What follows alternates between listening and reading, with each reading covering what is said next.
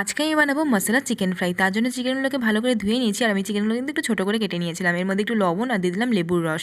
একটি লেবু নিয়েছে 5 টাকা, কিন্তু লেবুটার থেকে ভালো করে রসই বেরোয়নি। তো যাই হোক, লেবু আর লবণ দিয়ে 10 মিনিটের জন্য ম্যারিনেট করে রেখে দিব। এরপর ননস্টিকের মধ্যে তেল দিয়ে তেলটা গরম হয়ে গেলে দিয়ে দেবো এখানে একটি পেঁয়াজ কুচি, একটি কাঁচা লঙ্কা কুচি, একটু আদা রসুন কুচি, তার সাথে আমি এখানে দিয়েছি একটি মিডিয়াম সাইজের টমেটো কুচি দিয়ে ভালো করে নাড়াচাড়া করে নিয়ে এর মধ্যে দিয়ে দেবো জিরের গুঁড়ো, ধনিয়ার গুঁড়ো, লঙ্কার গুঁড়ো, হলুদ গুঁড়ো, কাশ্মীরি লঙ্কার গুঁড়ো আর চিকেন মশলা আর পরিমাণ মতো লবণ দিয়ে কিন্তু সবগুলোর সাথে ভালো করে নাড়াচাড়া করে নিব। আর এখানে কিন্তু আমি কাশ্মীরি লঙ্কাগুলো 2 চামচ দিয়েছি যাতে একটু লাল লাল হয়। তো মশলাগুলো ভালো করে ভেজে নিয়ে এখানে দিয়ে দিব ম্যারিনেট করা চিকেনগুলোকে দিয়ে ভালো করে কিন্তু মশলার সাথে কষিয়ে নিব কিছুক্ষণের জন্য। মশলাগুলো ভালো করে কষিয়ে নিয়ে এর মধ্যে দিয়ে দেবো কিন্তু আমি পরিমাণ মতন জলটা কিন্তু আমি একদমই কম দিয়েছি যাতে মাংসগুলো খালি সিদ্ধ হয়ে যায়।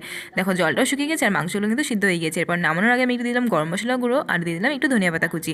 মশলা চিকেন ফ্রাই কিন্তু রেডি হয়ে গেছে, খেতে কিন্তু অসাধারণ হয়েছিল। তোমাদের ভিডিওটি কেমন লাগলো অবশ্যই কিন্তু কমেন্ট করে জানিও। আর হ্যাঁ, তোমরা কারা কারা এটা ট্রাই করে দেখেছো সেটাও কিন্তু কমেন্ট করতে ভুলো না। দেখা হচ্ছে নেক্সট ভিডিওতে, চ্যানেলটিকে সাবস্ক্রাইব করে দিও।